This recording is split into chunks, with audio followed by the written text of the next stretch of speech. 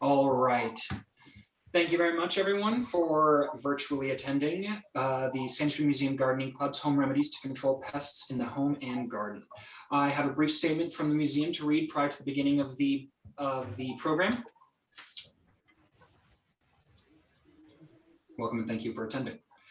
During these very difficult times that we've experienced as individuals and as a country, Sandy Spring Museum too has experienced challenges, grappling with the role we play in a system that benefits some at the expense of others. Sandy Spring Museum stands firmly with those fighting against the racism, structural disadvantages, and systematic injustice that have oppressed Black people in the United States for hundreds of years. The United States was built on discriminatory practices that were codified in our legal system, beginning with the dehumanization of Native people, followed by enslaving Black people in bondage as property for the financial benefit of those of white European ancestry. Sandy Spring Museum stands on land that was once a plantation where Black people were enslaved. We recognize that the museum is the beneficiary of a historically unjust system. We are committed to working toward dismantling systems that perpetuate racism and discrimination in order to build a just, equal society. Tonight's program is one of many programs that we host that challenges the dominant narrative. And please, Garden Club, take it away. Okay. Hello, everyone, and welcome to our first 2021 program. My name is Marge Combs, and I am one of the co-presidents, along with Kathy Rominski of the Sandy Spring Museum Garden Club, who sponsors this program. All of our programs this spring will be presented on Zoom. One of our objectives is to support the museum gardens and grounds. For example, the beautiful courtyard garden is maintained by our members and worth a visit anytime you are at the museum. At this time, I would like to introduce Allison Weiss, the director of the museum. Thank you, Marge. And thank you, Garden Club, for inviting me to join today. This is an opportunity for me to thank the Garden Club for all of their years of work that they have done to support the museum. The Garden Club is a great example of the types of programs that we do at the museum. We call ourselves a community-generated cultural arts center. Meaning that our ideas come to us from the community and then we help the community implement their ideas. So the Garden Club is a pretty much independent club that works with the museum for the betterment of the museum to better the entire community. So I really appreciate all of the many hours of volunteer work that they do. And to remind everybody that in order to be a member of the Garden Club, all you have to do is join the museum and then you can automatically become a member of the Garden Club. So a 2-for-1 offer. I just want to talk a little bit about the museum. As I said, we consider ourselves to be community generated, which means that we love for people to come to us with ideas for programs that they want to see happen at the museum. Some examples of those: right now we have a quilt exhibit up with quilts that tell stories, very personal stories about people's lives. This exhibit was curated by a local group of artists. And our next exhibit coming up is it's a photography exhibit, but it's 100% accessible to people with visual impairments, which is the first time that we're having a visual arts exhibition that is accessible like that. So we're very proud of that. As the Garden Club noted, we have a lot of programs this year that are on Zoom, and I hope that everybody takes a minute to sign up for the museum's newsletter if you are not already signed up for it. And you can choose which programs you want to hear about, including if you only want to hear about the Garden Club programs, that's fine. But we do hope that this is not the first and last time that we will see you. We hope that you become part of the family at the museum. Thanks so much for inviting me today. Well, thank you so much, Allison. I'm Kathy Rominski, and I'm one of the co-presidents, as Marge already mentioned. So first, I want to encourage you, as Allison just said, to join the museum and to join the Garden Club when you join the museum. If you want to find out more about us on the same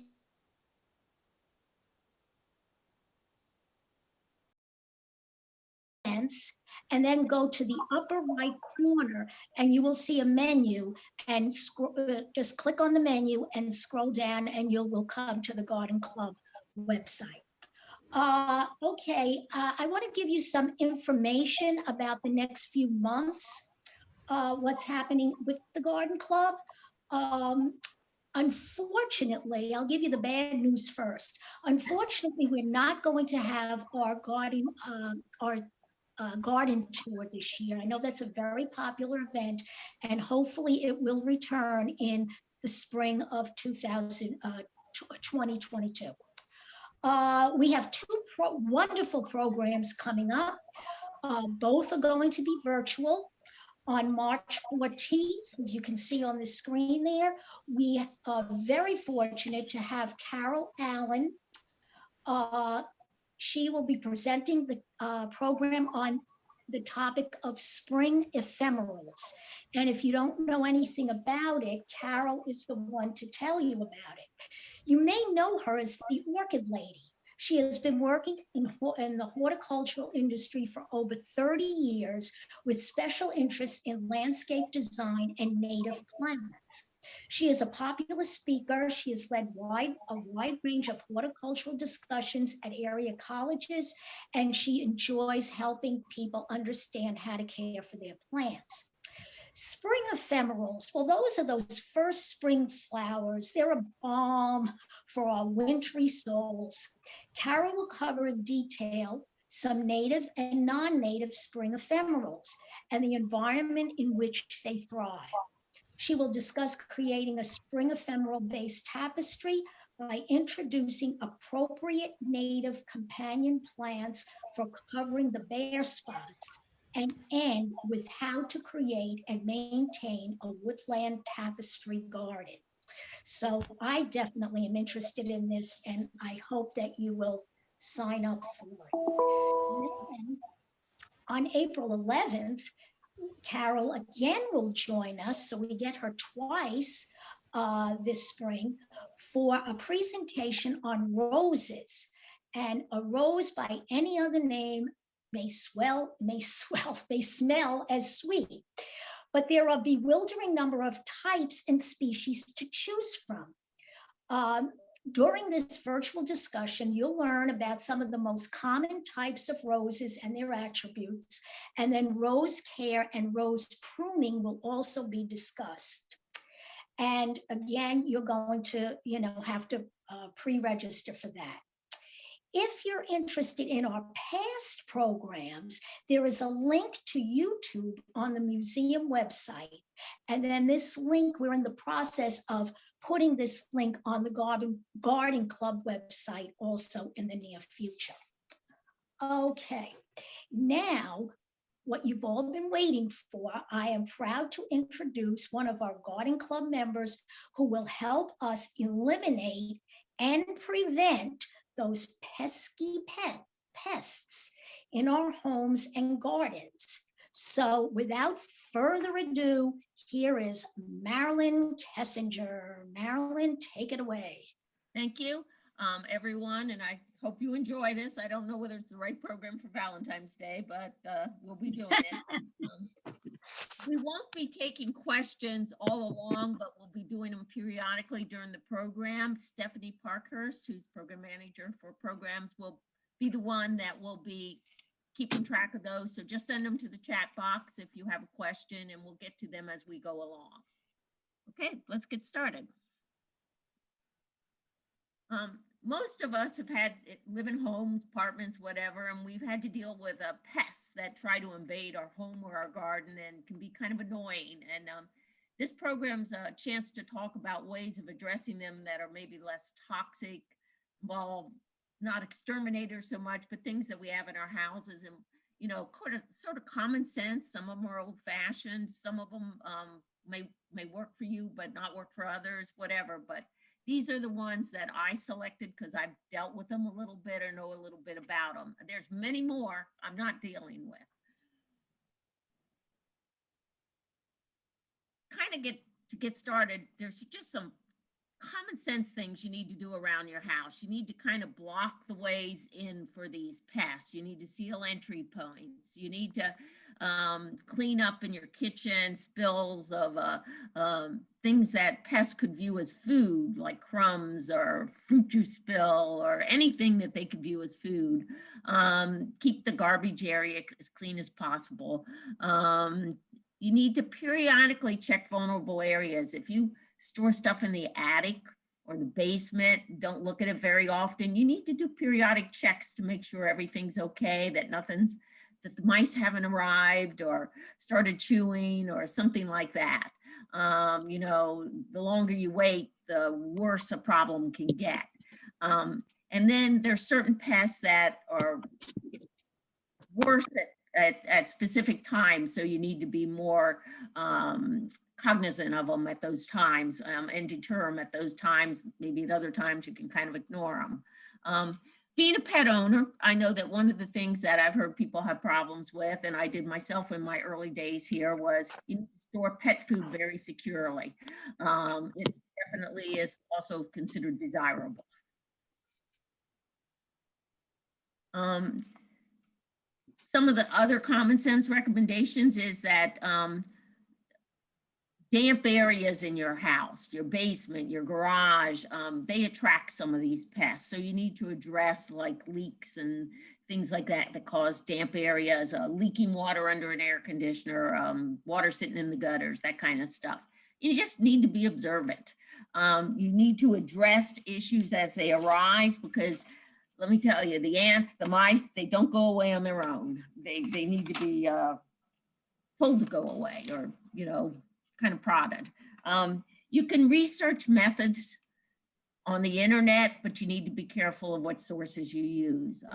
When I go on the internet and I'm looking for a specific insect or something, a university extension website is probably about the best place you're going to find information. Be a little leery of the pest control companies, because they're trying to garner business.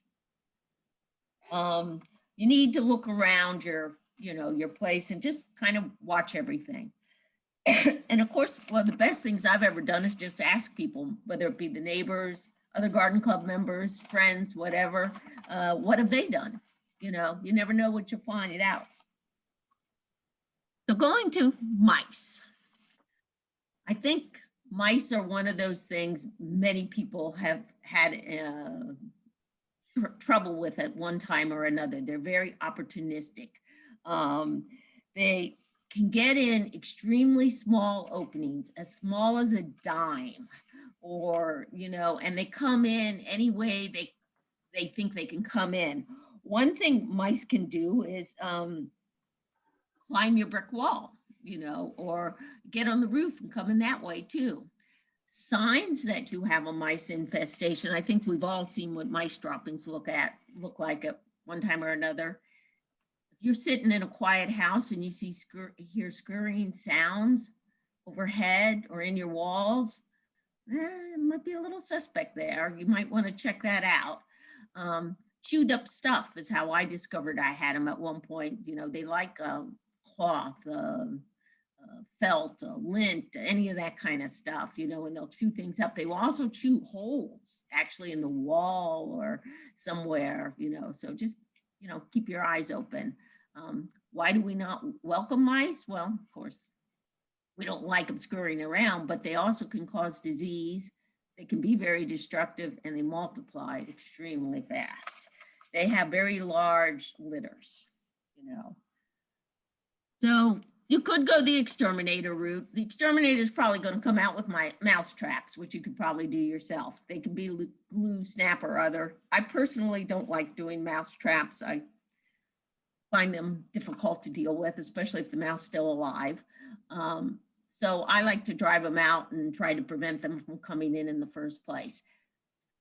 The mashed potato flakes. Now, this was an interesting one I found on the internet, where you can put out like instant mashed potato flakes and the mice will eat them. And then when they drink water, they swell up and kill them. But again, you might have a mouse body to dispose of, or it might go die somewhere. If you have a cat, that might be effective. You know, it worked for me when I was a child. But yet, better yet, this is what I suggest. Let's try to prevent the mice from wanting to even come into your house. Mice don't like strong scents. In particular, they don't like peppermint. And so I put on the screen a couple of pictures of Mouse Magic, which is something I personally use in my house. You can buy it in little packets at the hardware store, or you can buy the big containers if you go to gardeners.com. They sell the big containers. And what I do is I sprinkle it outside my garage door and places where I think might be entry points. And I haven't had a mouse problem in years. You can also find it online, I think. You could take certain strong scents that are up there and soak cotton balls in them and put them around entry points. You might want to be careful about doing something like that if you have a cat or you have young children. Just be careful it's not things they can access, and you don't want them putting the cotton ball in their mouth, for instance. You can use expanding foam to seal cracks and holes. They recommend that you make sure it is labeled as being deterrent to insects and rodents, because then it's kind of the double whammy. Not only have you closed up the hole, but you've kind of deterred them. This worked for me when I first had a mouse problem. Steel wool, I put it around where the utility wires come into my house. That's a common entry point, and it worked very well.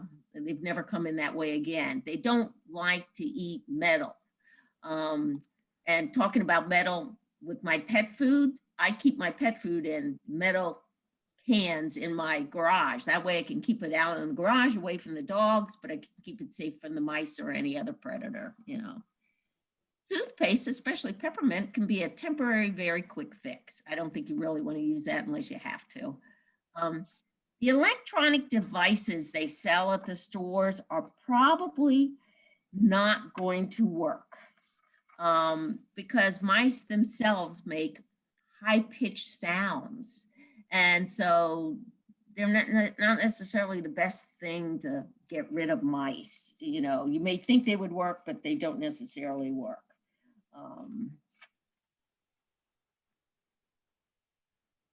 So that was mice. Let's do ants, and then we'll take a break and do any questions you might have. Ants are another one. I think that's kind of prevalent or more common problem. I know I came home from a vacation a few years ago and found ants on my kitchen counter and was not happy about that. Because ants live in colonies, there's a nest somewhere. The queen is necessary for reproduction. So the whole thing you want to do with ants is get rid of the colony, the nest, kill the queen, stop the reproduction. So if you have ants on the counter, just wiping them up and hoping they magically go away is probably not going to happen. You can clean the counter, it might get rid of the scent trail, then they might go somewhere else and you don't see them right away. So if you can determine where the ants are coming from and kind of track down where they're coming from, that's what you really want to do if you can. But that's not, I didn't think that was so easy to do because they're so small and they just tend to come into the house through the tiniest little openings. You don't really want to use pesticides in your kitchen. Especially not if you have animals or children again. There are ways to prevent ants otherwise. They are attracted to food and water. So again, cleaning up your kitchen counters, spills on the floor, not having standing water anywhere is really an important thing. Ants are considered a nuisance issue. They are not something that's going to give you a disease, for instance. They're often referred to as sugar ants when they're found in the kitchen, but they are attracted to both protein and sugar, sweet substances. They can often be a bigger issue right after a summer heavy rain, or if it's real dry. They're mainly a summer issue, usually, in the house. But just warn you, when you first see some ants, there's a whole lot more somewhere else. To eliminate ants, you need to kill the queen or queens in the nest and the colony will die. The third bullet will tell you that sometimes that's as easy as finding out where the ant nest is if it's like right outside your house. Maybe it's in the dirt or something, and you just pour boiling water down the nest and kill the queen, and the ants are all going to eventually die. Might not be instantaneously. Ants take a few days, to live their life and die, but without a queen, they can't reproduce. So that's an easy way of getting rid of them. If you're so lucky. I had no clue where the ants were coming from. I see them all over the patio behind my house. Then I'd see them in the house. I didn't see any obvious nests, so that wasn't going to work for me. What's often used in the little ant traps they sell in the hardware stores is some kind of borax. So that's where we're going to go, is we're going to use borax too. I'll be honest, I tried those ant traps. They didn't work in my house. The ants just kept proliferating. So I wasn't getting the ants with something they were attracted to, I guess. I use 99 Multein borax. You can find a box of it in the laundry aisle. There's always going to pretty much be borax in the laundry aisle. If you want to use boric acid, it's usually found in garden centers or online. Borax is kind of the go-to thing on killing ants. And what you want to do is, the way we want to go is get the worker bees who are traveling around looking for food to pick it up, the borax, and something they consider to be food, take it back to the nest, the queen eats it, and the queen dies. Then we're on the way to solving our problem. Baking soda might work too, but borax seems to be the go-to. If you go online, there are just, I don't know, all kinds of suggestions as to what's worked for people. You know, you can mix borax with sugar. You can put borax in boiling water with a squirt of honey. The honey's to attract them to the borax. And the reason you use the boiling water is to dissolve the borax. You can use boric acid with honey. Again, you have to heat the honey first to dissolve it. Peanut butter can also work.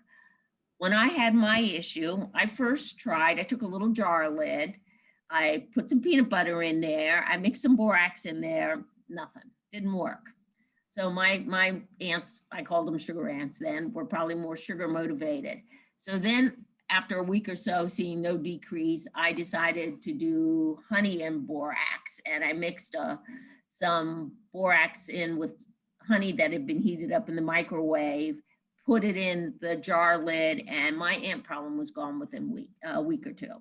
They really like that honey and borax, but you don't want to put so much borax in that you kill the worker bees when they eat the honey and borax. It's got to be the right ratio, which is why I put some of these out here for you to see and look at.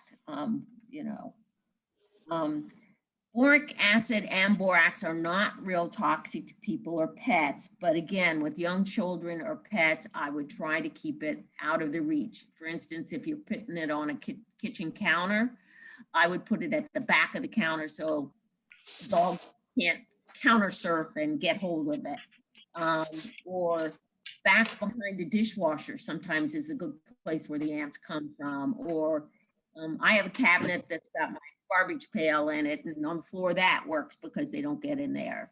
And then once you've seen the ants kind of disappear, and they do kind of magically disappear then, whenever you find whatever is effective, you might want to clean the scent trails up that are on your counter by using vinegar, lemon juice, a little dishwasher liquid with water, and just doing a good counter cleaning. And that way, you know, if there's anything left there, it's not attracting anything. So as you can see, we're going to kill the ants. It takes a while. That's the one thing I want to emphasize. Ants are not an instant kill proposition. You know, it's going to take a while to make sure you've gotten queen and all that. Now, if you have ants in the bathroom, this may be a bigger problem because they're attracted to damp, decaying, or rotting wood. It means you probably have a leak somewhere, whether it's around your shower, toilet, whatever, and they could be carpenter ants. And carpenter ants may require professional, but you definitely need to find, if it's wood's damaged, you definitely need to replace the wood, you know, so that may require a little more effort than just the sugar ants coming to the kitchen. So first we've eliminated the active ants. How do we keep them out of the house?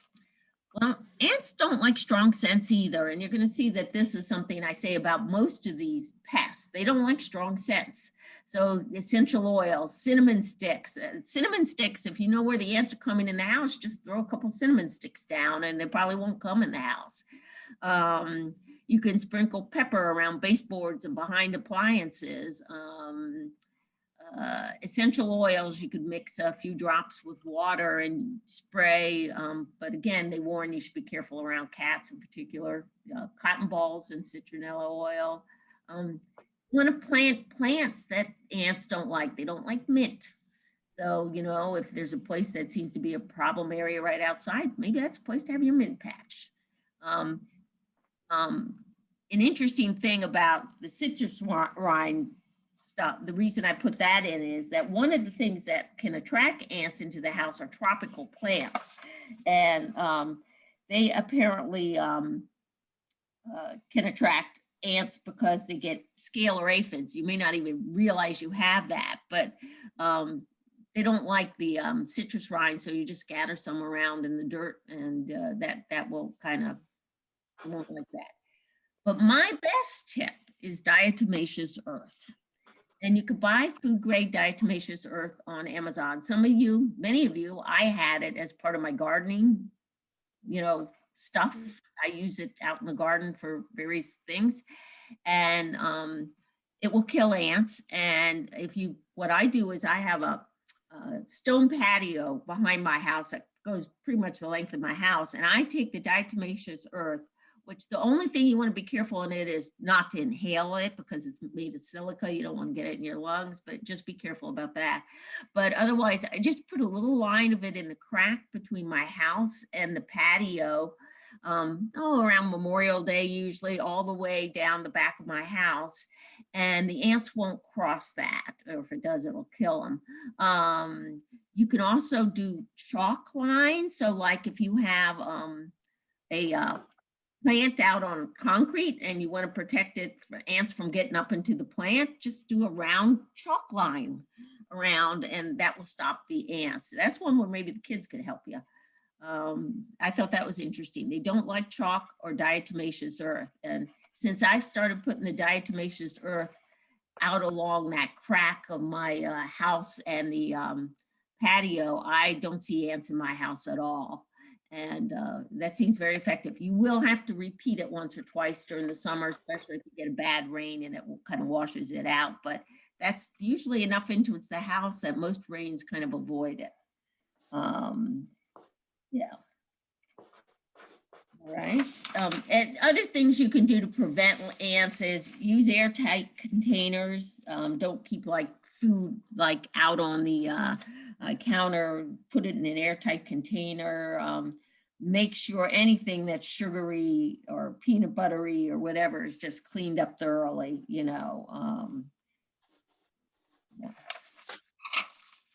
At this point, I think we were going to let's see if there were any questions, Stephanie.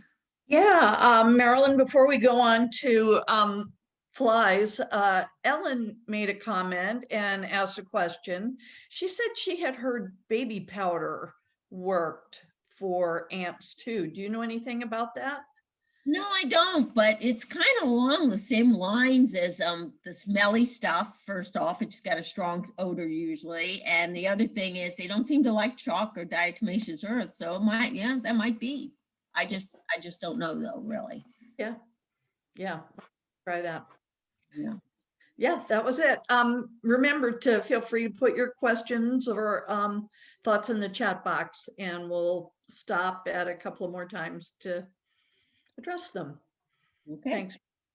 All right. Well, now we're to flies, and flies are one of those annoying things of summer that you know, most of us have to deal with some or another. I'm not going to talk much about house flies because they're kind of easy to prevent with screens and kill them with fly swatters, or you might be lucky like me and had a dog that could catch any fly that was around the house. He thought that was the best way to play. But there's also some kind of old-fashioned things like, I don't know whether you've ever used fly paper. I've got a picture of it here, and it's probably how they just flies back in the 1800s or whatever, you know, because it's just this really sticky fly paper. I sometimes put some a strip outside my door I go in and out of where the flies get in, I think, just to try and catch them, the ones that are flying around in that area, so less get in the house. But if you think you've gotten you know, you've had the family over and there's all of a sudden a lot of flies in the house from the door being left open, you can put this up and the flies will be attracted to it and will stick to it, and it will get rid of them fairly fast, hopefully. But what I'm really going to talk about more is the little annoying flies that kind of float around in your house that you can't catch with your hands, that you don't know what they are. They're too teeny to really see them well. They're just a whole different kind of fly. And those are the fruit flies, the drain flies, and the fungus gnats. And they're all similar, but different at the same time. You might be sitting in your living room and notice something kind of go by, you know, your face. They're attracted to your breath, the carbon dioxide. So sometimes that's when you see them. Sometimes you'll see them by the drain, the kitchen drain. Sometimes you'll see them by rotting fruit. If you've got fruit going bad, they're attracted to that. Or you might see them by the windows, attracted to light. We're going to talk about them, each one of these. Flies are something you do want to get rid of. They can carry disease-causing pathogens and affect our health and food safety. And I know everyone feels like I do. The last thing I want to see is a fly on my food. And if you have asthma, of course, they're not good for you either. Fruit flies. Now, fruit flies are kind of more on the brownish side of things, and they've got red eyes. So they're a little easier to maybe figure out that you've got a fruit fly. They're attracted, as you would expect, to fruit, and especially very ripe, rotting, or decaying fruit. And I would point out that, you know, tomatoes are a fruit. So if you bring tomatoes in, and I know when I bring in my cherry tomatoes, sometimes they go bad within a couple of days. You got to really stay on top of those cherry tomatoes. And if you throw them in the trash, you may still be attracting the fruit flies. Might be best to put them down the disposal. These are kind of fly that multiply quickly. You're probably not going to get rid of them on your own without doing something about them. They are small enough that they can come through a screen door, the average screen door. So that's not going to necessarily keep them out. And they like to breed where yeast and fermentation is present. So even a dirty dishcloth could be a problem. That you've cleaned something up with a dishcloth and, you know, haven't washed it yet. That might attract them. Mop heads. Garbage, recycling bins. I put my recycling bin back in the garage, but I've learned that you need to keep the recycling bin fairly clean, or you're attracting things into your garage. Some compost piles or stagnant water, like if you have water leaking under the refrigerator, you know, that could be a problem. One easy tip that you'll see all over the place on how to discover if you've got some of these little flies is to put out and we've got a picture of it, a little bowl of vinegar, maybe stick a few drops of dishwasher liquid in it too, put plastic wrap over it, poke a few holes in. They'll fly in there attracted by the vinegar. I usually use the apple cider vinegar. And then they can't get out and they die. So you can go wander by that, put it on your kitchen counter, wherever you think the problem is, and say, oh, I have them. You know, now I know you need to go do some more things about it. It probably won't get rid of the infestation for you, but it's kind of a sign that you have a problem.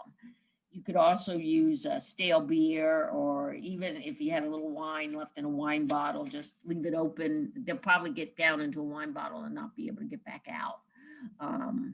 So that's kind of to like see whether you have this problem.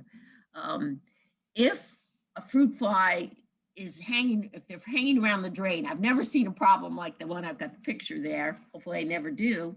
But if you do, then it's probably a problem with there's rotting material in the drain. And you need to address that because that's what's attracting them there. And you know, considering we put stuff down our disposals and pipes and whatever, that's not to be unexpected. Again, boiling water. You might have to do it for a couple weeks. What I saw online was to make it more effective, you do this little formula of salt, baking soda, and vinegar overnight. Then you start the boiling water and you do boiling water. I did it morning and evening to see if that would work with them. I only had a few flies. At some point I decided I didn't have fruit flies and I didn't have the drain flies, but I tried it. It's not the hardest thing to do. Again, it's not toxic, but to prevent fruit flies, obviously, fruit as it gets very ripe needs to be put in the refrigerator. It needs to be not left on the counter. Any rotting substance that you throw into your trash can, you may need to empty the trash more often. You know, don't leave it there for a few days or a week, you know, because that's what's attracting them. Then you get to drain flies. Now, my sister works in a hospital and she told me the hospital she works in has a drain fly problem. And I said, but they live in the sewer. Isn't that at a hospital? That's not what you want to hear. And, but again, they are attracted to stagnant, dirty water and come up out of the drain usually. They look very similar to fruit flies. They're both more on the brownish side of things. You might have to clean with a brush or something the inside of your pipe, you know, if you've got any material there to help it, and then the boiling water. They can also be outside from water under an air conditioner or in gutters. Again, you're going to have to do it for a while, a couple weeks, because they have a breeding cycle. You know, you kill them if you kill them once, but then they probably egg somewhere, you know. The vinegar in a bowl trick also works to some extent. If they're in the bathroom, and I think here we are talking about them. If they get in the bathroom, you can try doing a jar, and that might be the most effective way to kill them. You know, is a jar, leave it near the shower or wherever they are. They are attracted to damp conditions, but there is a broken seal somewhere. So you might want to do a little investigation to make sure you don't have a bigger plumbing problem that's causing a damp area. You know, so anyway, they can be found many places. Drain flies can be found in garbage cans, clogged storm drains outside, saucers under potted plants, bird baths, compost, rain barrels, sewage treatment plants. Hopefully you don't live near a sewage treatment plant. Well, when I had my little floating flies, this is what I finally concluded they were. They were fungus gnats.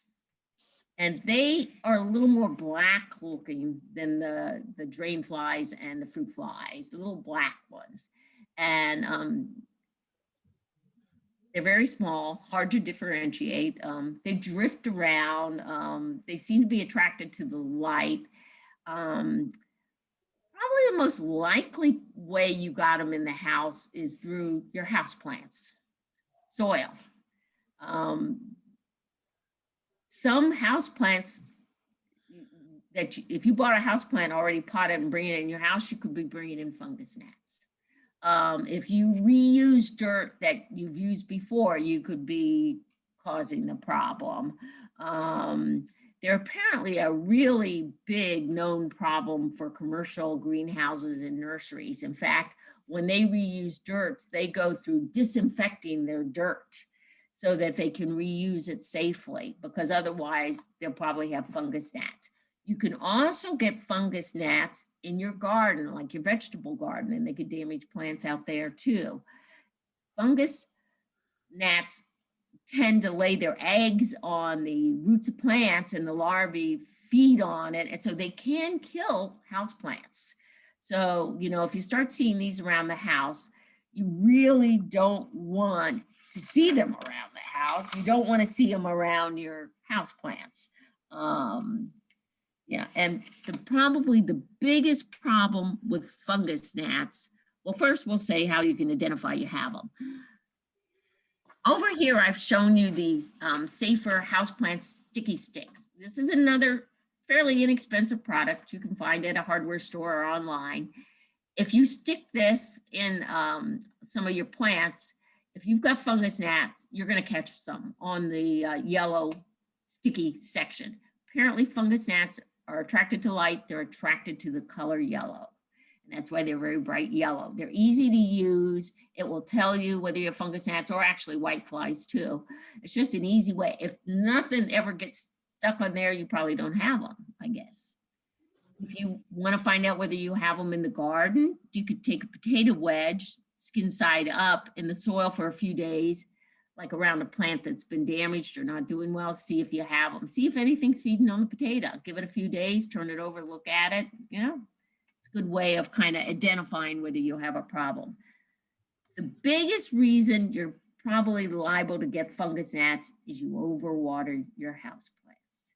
And I'm one that I think occasionally does that. And I know my friend, when she takes care of my plants when I go on vacation, they're always overwatered when I come home. So you can actually sometimes correct this problem by just being very careful about how you water houseplants. Let them go completely dry before you water them again. You know, because, and I notice that sometimes after I've watered the houseplant is when I'll see one of these flying around, you know. So if your houseplants are infected or you think an incoming one could be infected, you could repot it, maybe clean the pot. You could also sanitize soil. I haven't told you how to do that. It's a process and it takes weeks of, I think, laying the soil out in the sun to let it bake. You can find that information on the internet. It's quite a process. I don't know. I think I would buy new soil.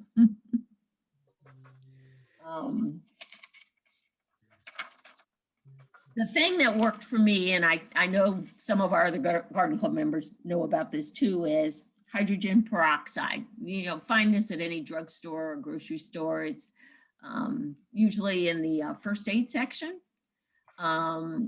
And you make a solution of 1 part 3% hydrogen peroxide to 4 points water, and use it to do your water. Let your houseplants go completely dry, and then that's what you water it with next time, right around the root area, and that should kill the eggs.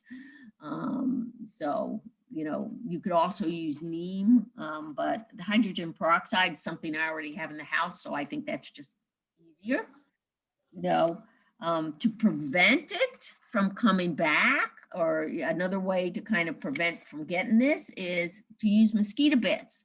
Now, I'm a big proponent of both mosquito bits and mosquito dunks. They have multiple uses, and this is one of the uses for mosquito bits. It's a very safe product. You just sprinkle it over the top of your plant soil and then water it, and it should really prevent the fungus gnats. They did say online that, especially if you do it, like say out in the vegetable garden, you have a plant, you think you have fungus gnats around it or whatever, and you're going to treat with the hydrogen peroxide, don't overdo it. Just treat what you need to treat, because it kills, the hydrogen peroxide kills good and bad bacteria, even though it all comes back. Hydrogen peroxide does break down quickly. So if you think you've gotten rid of the fungus gnats, but then you still have some, you might have to do it again. You know, it doesn't harm most plants. It didn't harm any of my house plants. So that's pretty much what I had on the flies. Stephanie? We did not have any questions while you were talking, but I was thinking of another way to do the apple cider vinegar for the various flies. My office used to be next to the loading zone, and we always had some sort of tiny flies. And so I took a water bottle, cut off sort of the top half, flipped it upside down to make it so that the flies would fly in through the where the cap would have been, and there would be apple cider vinegar in there, and we got rid of them you know, pretty consistently as they'd come around. So, and then I just kept it because I knew we would need it again in the future. But great ideas, and on to dust mites. Thanks, Marilyn. Okay, well, dust mites. We've all got dust mites in our house. We're never going to get rid of them. All we can do is control them. Unfortunately, these are probably the most prevalent thing you've got in the whole house. Dust mites are tiny. You don't see them. You never see them. So if you see something, you're not seeing a dust mite. They feed off our dead skin. They feed off the dead skin of our pets. So, you know, we are what are attracting them into the house, unfortunately, and you can't get rid of them. They're probably a big problem for people with allergies or asthma. The rest of us probably have lived with them our whole life and tolerated them and don't even know they're there. It's kind of a gross thought that they're there all the time. But as you get older, sometimes allergies get worse. It's just interesting to point out that if all of a sudden you start waking up in the morning and you're always congested, but then you're not congested when you're outside or elsewhere, maybe you need to do a little bit to kind of pat down those dust mites. Maybe they've gotten a little too prevalent. They are found in bedding, mattresses, bedding, you know, rugs. Why some people, I know people who had kids with allergies and they were told to get rid of their rugs and go to wood floors. Curtains, blinds, pet bedding. I wash my pet bedding periodically. Not a bad idea to do. Stuffed animals. Some stuffed animals can be washed, some can't. And of course our furniture. They live for a while, males for a month, females for 3 months, but they constantly are proliferating. On this next page, just because I think people sometimes might confuse them with bed bugs, I thought this was a nice slide because it showed the bed bugs, the little black thing in your bedding or wherever. The dust mite you can't see. So, you know, you have dust mites whether you think you have them or not. But if you see little black dots or they're like really tiny in your bedding, that's bed bugs. You might want to hire a professional. I'm not going to address bed bugs. I've never dealt with them. I never wanted to deal with them. I think they were a big thing about 10 years ago. I think they kind of died, the worry about them has died down. But I know I do check hotel websites to see if anybody said there were bed bugs there, you know. So the dust mites can be irritating to your skin. They do not bite you. You might get a rash, but if you have a bite, it's not a bed bug, you know, so that's another difference. They like hot, humid conditions, so they're probably worse in the summer. Probably air conditioning is a good thing these days because we maybe control our humidity and our temperature better inside our homes, but you know, that's what they like. So I guess in tropical climates, they're much worse. Things you can do to kind of batten them down, and that's the best you can do is kind of batten them down, is use hot water and frequently wash your bedding, you know, and frequent vacuuming. I vacuum my mattress nowadays every so often. Not a bad idea to do that. When you instead of using a dust cloth, use wet cloth with vinegar on it to wipe, you know. An air purifier, if you really have problems, might help too. There are filters that capture allergens for air conditioners and furnaces and vacuums. I think that extra money for those are probably worth it myself, you know. Zippered pillowcases is something I started years ago. You know, I have the pillowcase, I have the pillow, then I put the zippered pillowcase over it, then I put my regular pillowcase over it. And the zippered pillowcase keeps the dust mites from getting into your pillow. and you don't have to wash your pillows maybe quite as often as I was doing otherwise.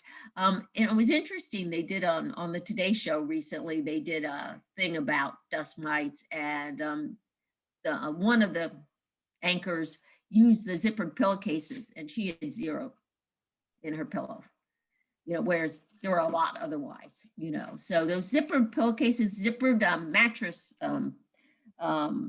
covers they're actually pretty good things to use, and they're not that expensive. And again, you can order them online. Carpeting, you should vacuum. I probably don't vacuum enough, but the more you vacuum, the more you keep them kind of batted down. Pet bedding, of course, same thing. I thought this was an interesting suggestion I saw online where somebody said, we always think we should make our bed, that we're bad if we don't make our bed, but maybe don't make your bed and lightly spritz it with an aromatic and some water, kind of mist your bed and let it dry out, just a very light, you don't want too strong a smell, but do that, and that might actually kind of, not be something they would attract them. It might help a little too. They do say the symptoms of dust mites are kind of the ones you would expect: sneezing, coughing, postnasal drip, runny, stuffy nose, watery eyes, red, itchy skin or itchy throat. If it's getting worse or you're having a lot of that, you can't get rid of it. You might have to see an allergist, but you can try over-the-counter antihistamines and decongestants, and that might work and help things too. But they're kind of not much we can do about them type pest. All right, here's one of everybody's least favorite pests, the mosquito. And why do we get bit by mosquitoes and not like it? Because most of us are allergic to mosquito bites, and that's why we know we've been bit by a mosquito. Mosquitoes, as we well know, can transmit many horrible diseases. If you've ever traveled to the tropics and somebody's listed all the potential diseases you could get from mosquitoes, it's kind of daunting.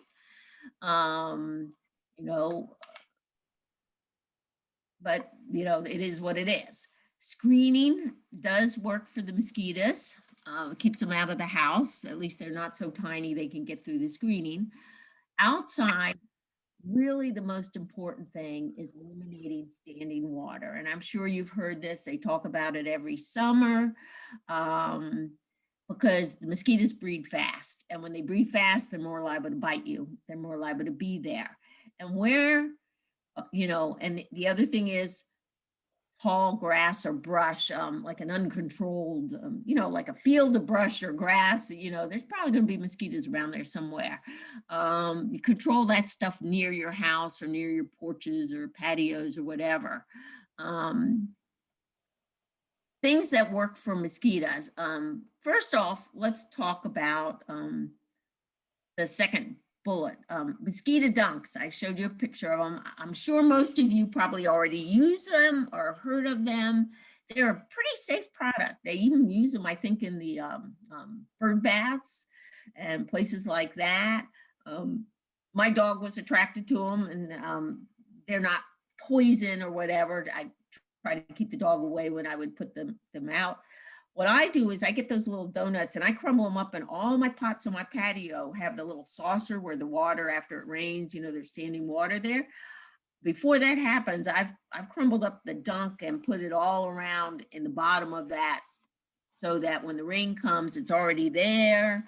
I repeat it 2 or 3 times during the summer. If you have a depression in your yard, you should walk your yard after a heavy rain and see if there's anywhere in your yard where water stands. You could just crumble up a mosquito dunk and put some of it down there, and you're preventing the breeding cycle. Put them up in your gutters if you think you have water sitting in your gutters, or if you have water under your air conditioner. Anywhere you think you have standing water. It doesn't take much water. These things is really a pretty safe product. It's not that expensive, and it really does work. I sit out on my porch all summer long, and I never get bit by mosquitoes, never, because I'm very ultra careful about it. Now, the mosquito bits, which we talked about earlier, work better in soil. That's why I suggested them for the fungus gnats, but you can also use them too. The dunks are really for where there's water, there's a, you know, standing water type issue. And, you know, but the top bullet, that's, you know, last summer, Consumer Reports sent out a couple emails about mosquitoes and ticks and some of the summer pests. And I found it interesting that they tested methods, like if you're sitting out on your patio or whatever, what works? And they tested 3 different methods. Citronella candles, we've all heard of citronella. An area diffuser with geranium, no, I don't even know how to say it, which I think is one of these things that costs a bit of money. And the oscillating pedestal fan, which I have a picture of it in the corner there. And voila, the fan was the most effective. Mosquitoes don't like a breeze. Think about it. When you go to the beach, do you ever have, and there's usually a breeze on the beach, do you ever have a mosquito problem? No. Yeah. So this might be the year to invest in a pedestal fan. I think I'm going to be doing that. And of course, if you're going to be outside in an area where you think it might be infested with mosquitoes, to protect yourself. If you've ever gone anywhere in the tropics, like I went to the Galapagos a couple years ago, and I noticed that the naturalists always wore long sleeves, always wore long pants. You just protect yourself. It can be light cotton. You think it would be hot, but actually in the end, you might be better off. You know, rather than having less clothes, maybe no clothes is actually better. You know? So that's all I've got on mosquitoes, because mosquitoes are a tough one, you know. Yeah. So let's talk about ticks. And I must admit that of maybe all the things we're talking about here, this is the one that scares me the most as far as the damage it could do. There are so many tick-borne diseases out there. I used to be a foster coordinator for a dog rescue, and I heard of diseases I'd never heard of. Dogs died from being bit by a tick or were damaged. Of course, the one we've all heard of is Lyme disease. There's Rocky Mountain spotted fever. I mean, there's many problems they can carry, and they're endemic in this area. There are 6 kinds of ticks in Maryland. These are 3 of them. I don't remember which is which, but there are 6 kinds of ticks in this state. The big thing with ticks is if they get on you or your pet, and you can catch them within that first 24 hours and remove them, you're probably a-okay. But if they are on you or they're on your pet for more than 24 hours, they can transmit disease. So a key thing with ticks is that whenever you've been in an area that could be tick prone, is that you immediately examine yourself, examine your pets. You probably can't overdo it. There are times where they may be more active. They're not usually active when it's below freezing. Like you could probably go for a walk almost anywhere today and you'll be safe. But once it's above freezing, they can become active, and they could be active on a 50-degree day in the winter. So, you know, just remember that. Ticks hang on to grass or leaves with their back legs and reach out with their front legs to move to a host, which is why dogs are so prone to picking up ticks, and cats, because they're lower to the ground than we are. And so in your yard, you probably don't want to have, you want to clean up your leaves and stuff from last fall. You don't want to have like grass stuff in the part of the yard where you're playing, doing stuff, whatever. I think maybe that's one reason we cut our grass, you know. But we'll talk a little bit more about that. Some of the ticks prefer wooded areas, some prefer open areas. So there's no hard and fast rule there. The one thing most ticks do not like, the safest place you can be is probably in a closely cut grass lawn, in the middle of the lawn on a hot sunny day. Tick's not going to be bothering you because they don't like those conditions.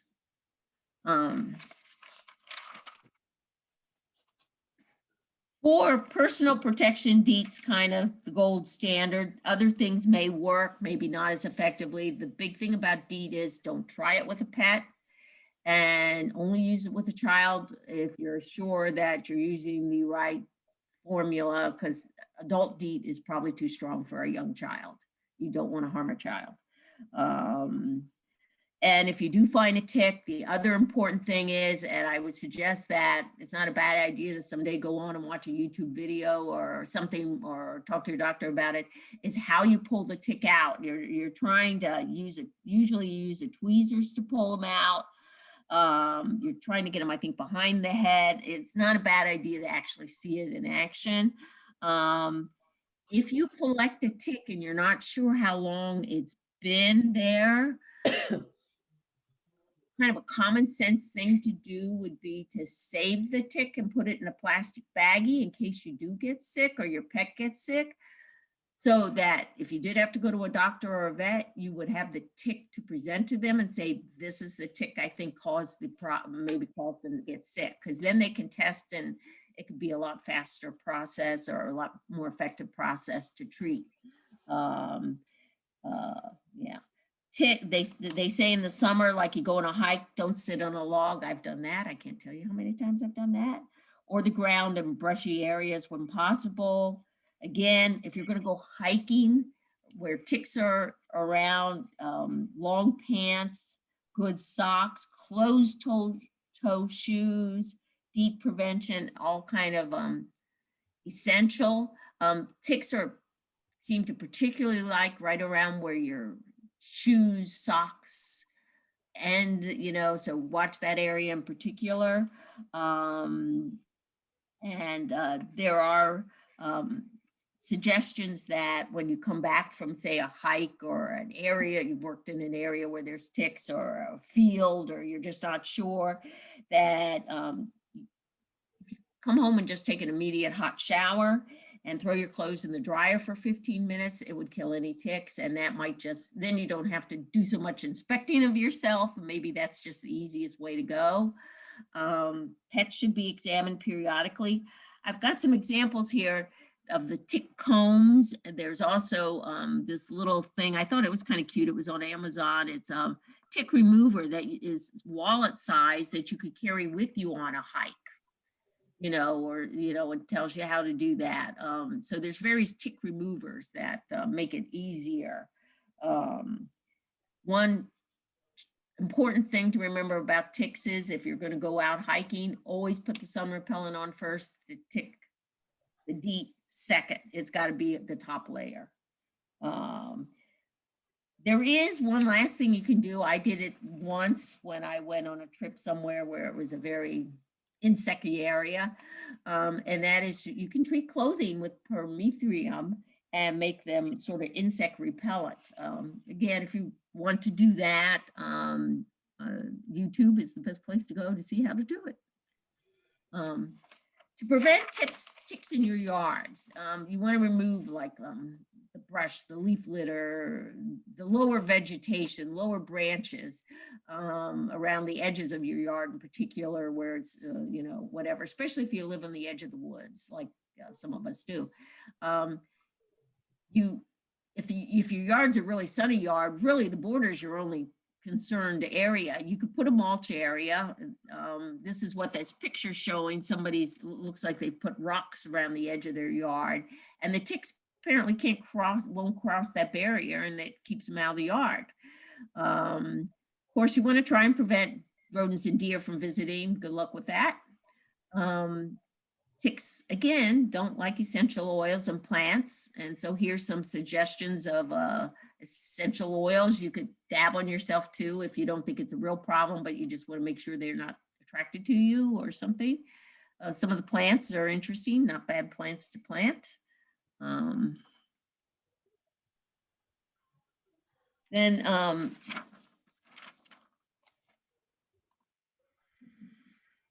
The diatomaceous earth around areas with known issues. Again, like I say, diatomaceous earth is something I think everybody should have in their house.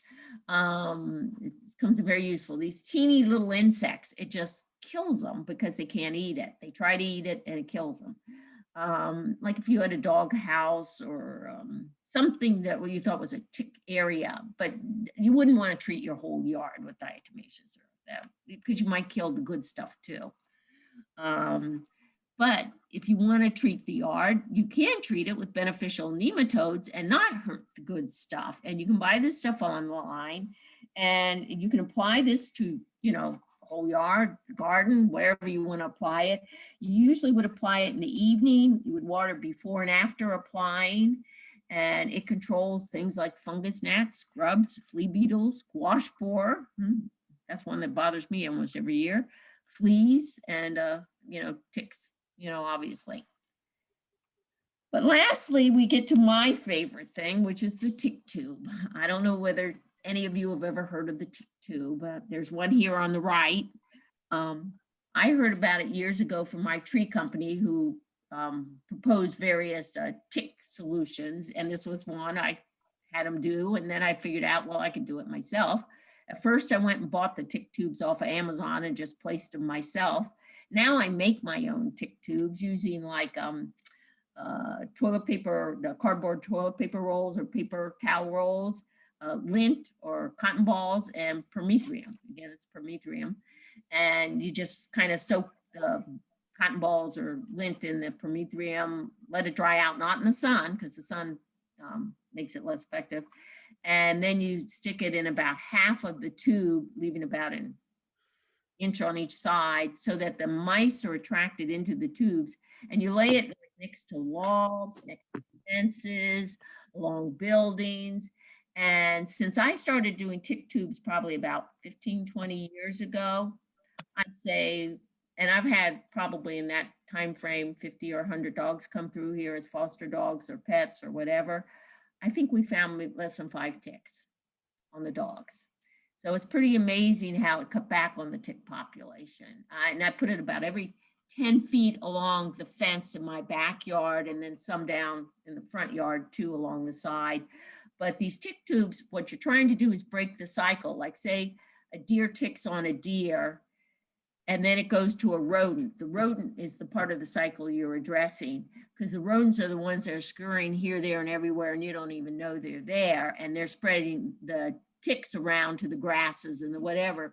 So if the rodents are attracted to your tick tubes and take this permethrin soaked lint or whatever back to their nests and kill all the ticks, the fact that they're running around all over the place is not spreading ticks into your yard.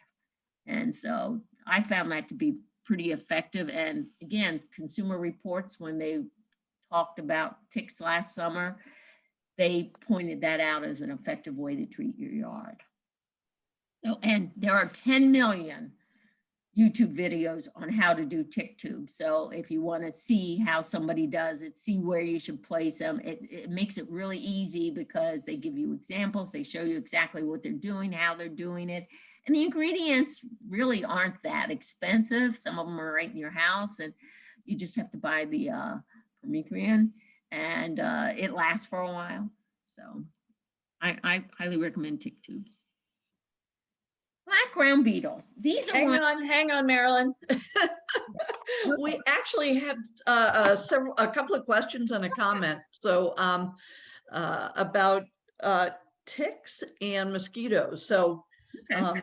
Let me throw them out there. Yeah. So Cynthia asked if the dunk dissolves in water, because after a couple of days she doesn't see it, and she's not.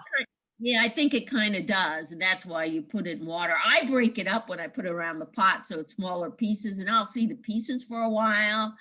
And I replace it maybe every month or two, month and a half, but at some point I'm not seeing it, but I'm still not seeing mosquitoes.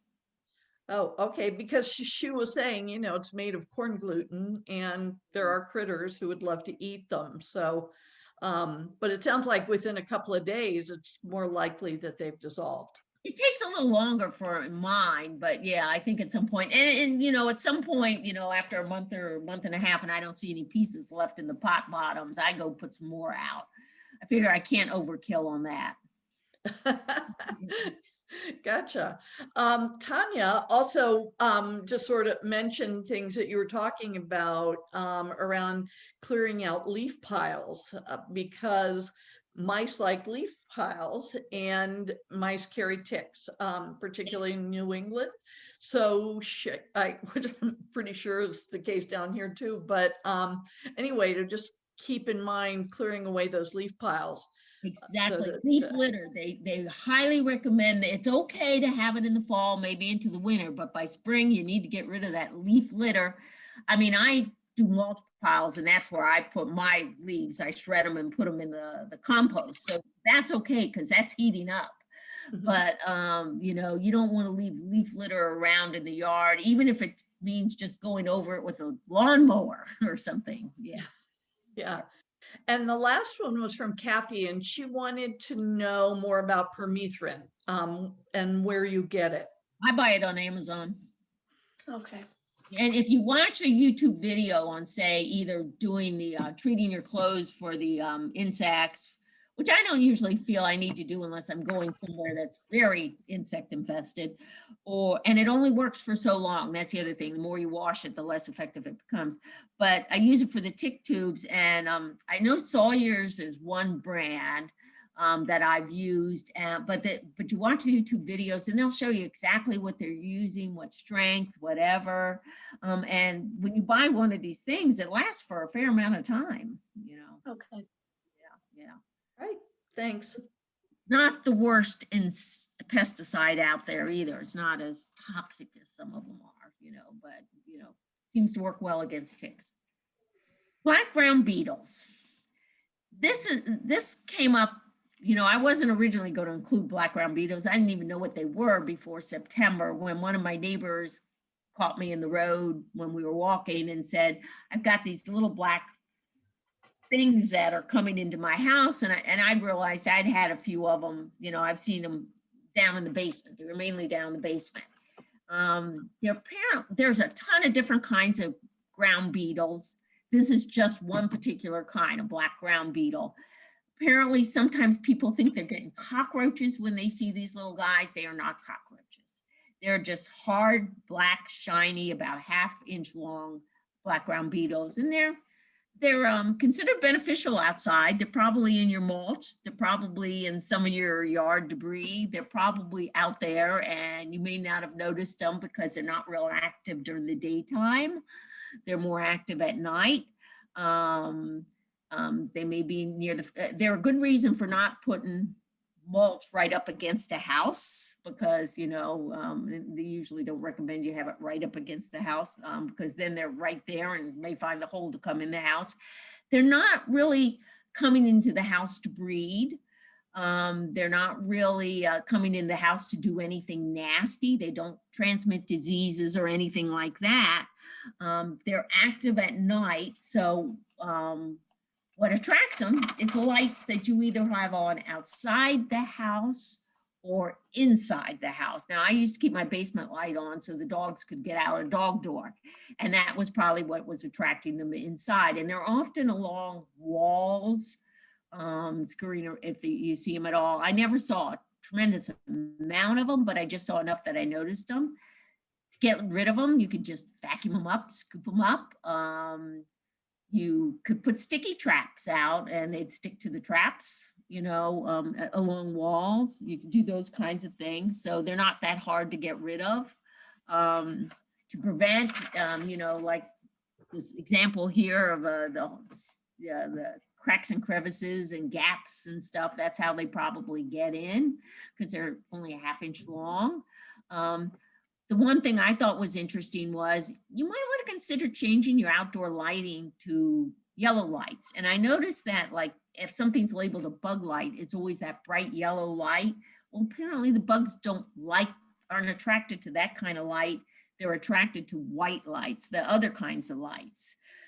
So it might be as simple as changing a light bulb and you don't have a problem. But they do say keep the mulch a little away from the foundation. Don't have it right up against the foundation. Firewood, I don't have any firewood at the moment, but they say it shouldn't be stacked up against the house. And I think there's other reasons for that too. the black ground beetles are not the worst thing you're ever going to see. I just thought it was interesting. They were a new one to me this last fall that got in the house. Our last thing we're going to talk about is the one in a way I find the most gross, and that is the slug. I don't think anybody likes slugs. When I lived in California, we had snails galore. Well, a slug is a snail without a shell. That's basically what they are.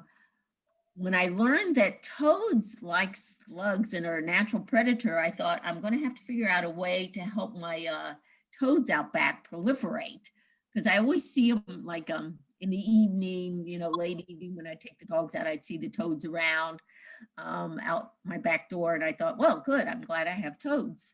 The slugs are primarily out at night. They prefer moist conditions, which is probably why the night is better for them. They hate the sun and wind. It can dry them out and kill them. So you're not, noon on a hot sunny day, you're not going to see a slug probably, unless it's a dead slug. But at night, you might see slugs, or very early in the morning, you may see them. I sometimes see them early in the morning, I think. And they often leave that little slime trail. I think that's a sign that they've been here, you know, kind of gross, I think. What you're more liable to see and know is that you see the damage they do. You put out some young, tender plants and they're eaten to the ground. Well, it could be multiple things, but slugs is one good possibility. I think we've all seen the holes in hosta plants, though. They do like the hostas. And another thing I can verify, they like strawberries. When we had strawberries out in California, the snails were always congregating over there. They can go after newly planted seeds. You know, they apparently like tomatoes. That I didn't realize. So anyway, slugs can be damaging to our gardens, and especially those of us who like to do the vegetable garden. We don't particularly appreciate them, or put the young tender plants out and then see them damaged. We just don't like that.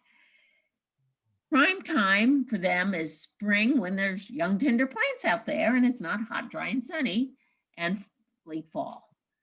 They do multiply quickly. They can cause disease, so you should handle them with gloves. Not that I would want to pick a slug up anyway. I think that's pretty gross myself. This was probably the very first trick I ever learned as a teenager, and I think I learned it from my uncle. And it's called the beer trap. And you get a saucer. I think we just used a plain old saucer, you know, like that you put fruit in or something, and you put beer in it, and you put it out overnight, like in the evening. You put it in the garden or where you think the slugs are, and they'll go in there, ingest the beer, and drown. So they at least die happy. And you get rid of them, you know, and that's one way to get. Now, if you have young children or pets, again, you may want to be careful about who's using the beer. You know, you don't want the kids to decide to try something with it, and you certainly don't want the dog lapping it up either.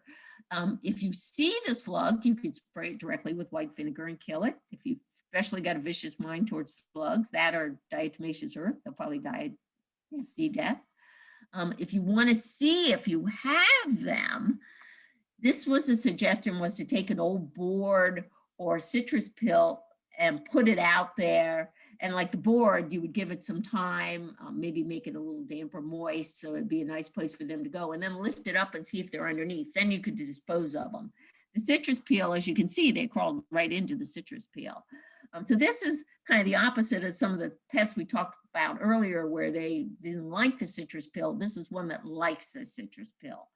There are various slug controls out there. I was always careful to use them because I had dogs and I didn't want them eating something they shouldn't eat. But so you want to look for slug controls where they probably are using the beneficial nematodes. And this is, again, another use for the beneficial nematodes, or iron phosphate, but still be careful about them around children and pets.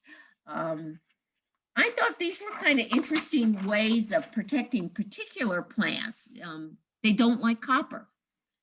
So copper flashing, I saw one picture where somebody had on their big potted plant had pasted pennies all along the top edge of the copper of the pot, and it looked kind of attractive, and it stopped the slugs.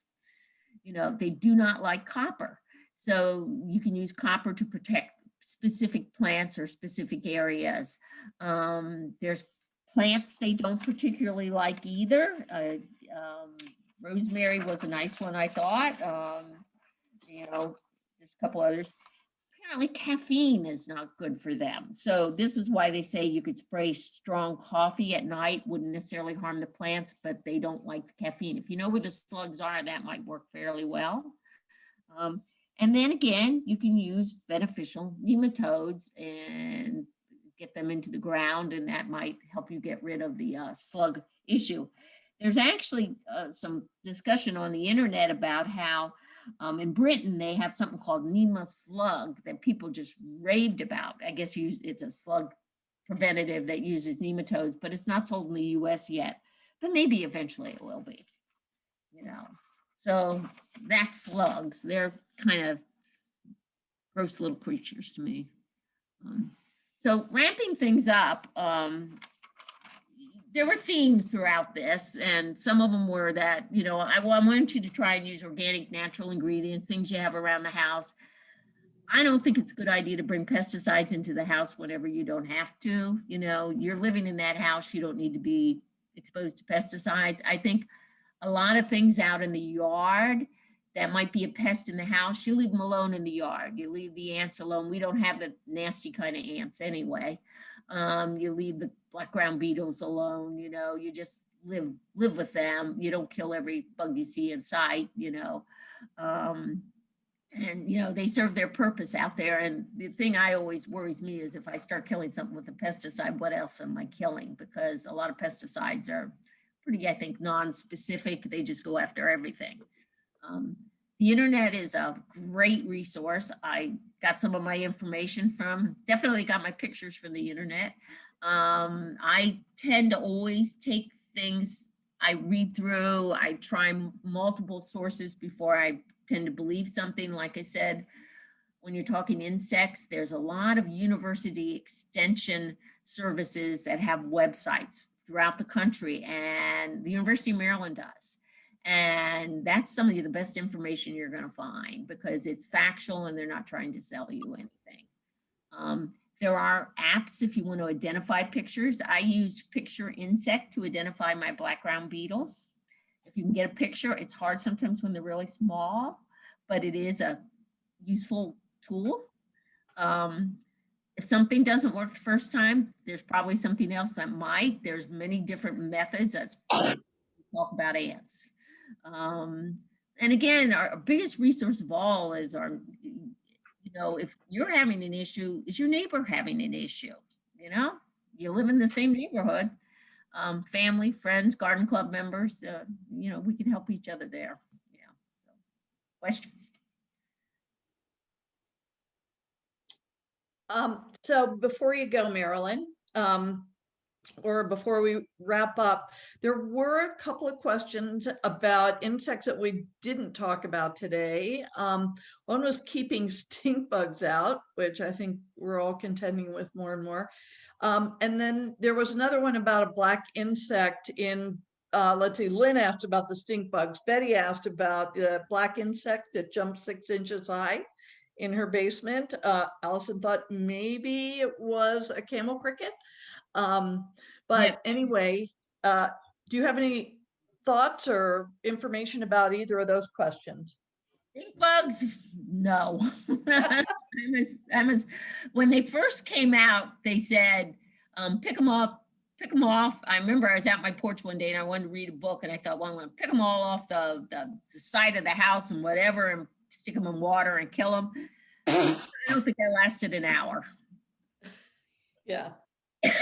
I see them occasionally now. I don't see them a lot, but again, I didn't look at them, and they're one that, yes, they bother me occasionally too. I hate to pick them up with my fingers because then my fingers smell.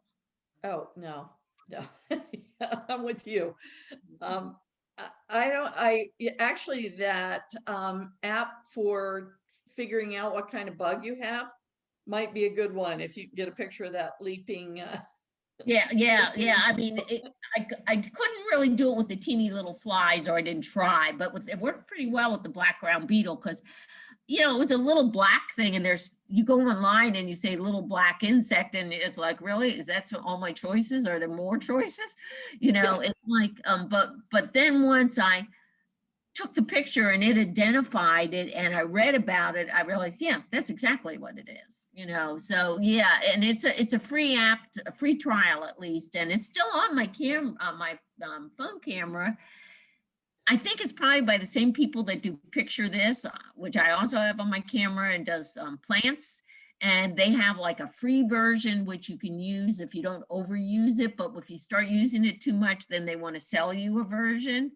So I'm willing to pay for the one for the plants, but I'm not really willing to pay for the one for the insects. So a bug that jumps 6 inches high, you may have to act fast to get a picture of, but or maybe it's a camel cricket, like Allison mentioned. Actually, there was another question about preventing lizards from entering a home. So I have lizards out front of my garage, and I see them whenever I come in and out of the garage, but I've never had them get in the house. Now, I've had snakes get in my house, but I've never had the lizards get in my house.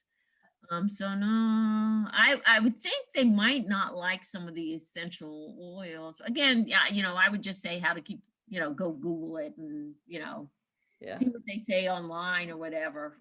They seem to like to live in the dirt right outside my house, where the plants are. They don't bother me so much. I think they're kind of cute. Marilyn, if you wouldn't mind me cutting in for a moment. Before everybody leaves, I would just like to say thank you for coming to the Sandy Spring Museum virtual program. I have placed a survey in the chat that everyone has access to, that asks you some questions about your attendance and feelings on virtual programs before and during the pandemic. Please take your time to answer it. It gives us very helpful information and feedback on these programs. Okay. That's all. great. That's it. I think unless I don't think we have any other let me see, there's one. Nope, just some thank yous, and this has been excellent. And I hope you all, so thank you, Marilyn. okay, and I hope you all be back for these other 2 programs. I know they're going to be great. Carol Allen is she's a professional compared to me, Yeah, she's very entertaining and energetic. I know what she did to people's orchids was almost stunning, because she was just tearing off roots and leaves, and it was pretty cool. So I look forward to both of those. Anything else, I guess, Kathy or Marge, that you need to say before we close up? No, just thanks, Marilyn, for a great program. That was really interesting. It gave me something to do in January. Well, I want to say the same thing. Marilyn, that was fantastic. You could tell you really did a lot of hard work at research. So yes, thank you. Okay, my pleasure. All right. Okay, thanks for joining, everyone. Yeah. Bye. Thank you.